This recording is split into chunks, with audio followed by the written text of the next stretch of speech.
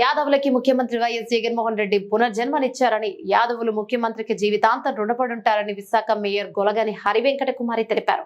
అనకాపల్లి జిల్లా సబ్బవరం మండలంలోని గోటివాడ బిఎస్ఎన్ కళ్యాణ మండపంలో పెందుర్తి నియోజకవర్గ స్థాయి ఆత్మీయ సమావేశం బుధవారం ఉదయం నిర్వహించారు.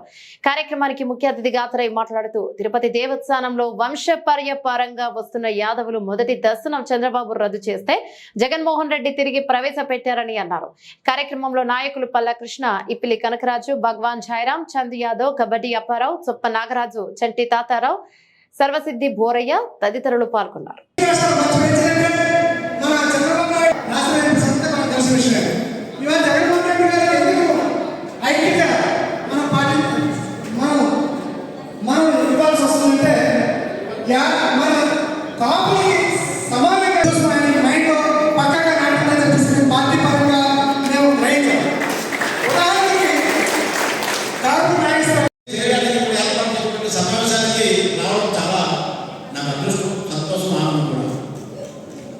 ఇప్పుడు మీ మీద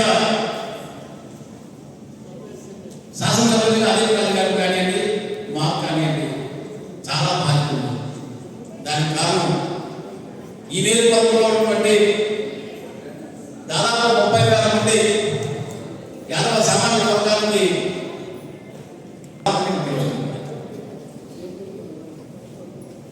మరి ఈరోజు జగన్మోహన్ రెడ్డి గారు స్థానికంగా ఉన్నటువంటి అభ్యర్థి అధిపతి గారు కానివ్వండి, శాసనసభ్యులుగా, అదేవిధంగా ఈ జిల్లాలో పుట్టి ఒక సామాన్య వ్యక్తిగా జీవితానికి రానున్నటువంటి గుడి ముత్యాలు కానీ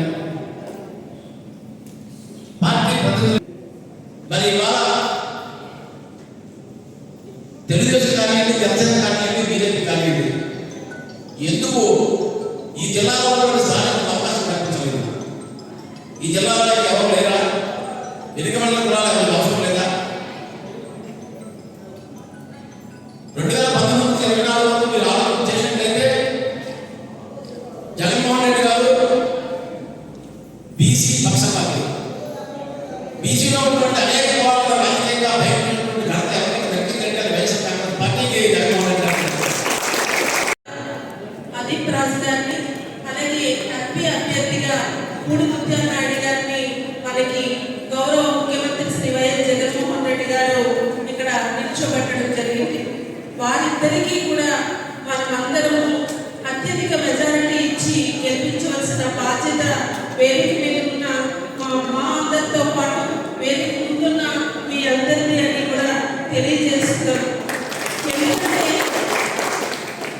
ఎందుకు మనము అంత అత్యంత మెజారిటీ ఇచ్చి గెలిపించవలసిన బాధ్యత? ఎందుకంటే ఈరోజు తిరుపతి దేవస్థానం సన్నిధి గొర్రెలు మన యాదవులు వెంకటేశ్వర స్వామి తలుపులు తెరిచే భాగ్యం మన యాదవులది.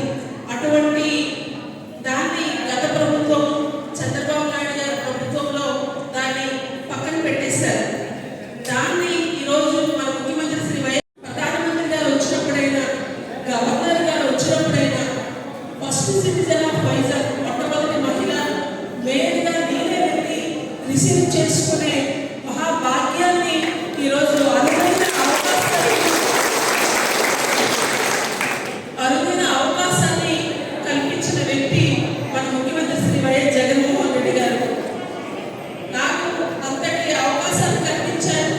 మీ అందరికీ కూడా అంత అవకాశం కల్పించే విధంగా నేను నాకు ఎంతైతే గౌరవం దొరుకుతుందో నా సోదరులకి సోదరులకి కూడా అంతే గౌరవం దొరుకుతుందని నేను ఈ వేదిక మీద సగర్వంగా కూడా తెలియజేస్తున్నాను. పెన్నుర్తి నియోజకవర్గానికి వచ్చినట్లయితే మనకి పెన్నుర్తి నియోజకవర్గంలో జీవీఎంసీ పరిధిలో సుమారు 200 కోట్లకు పైచులకు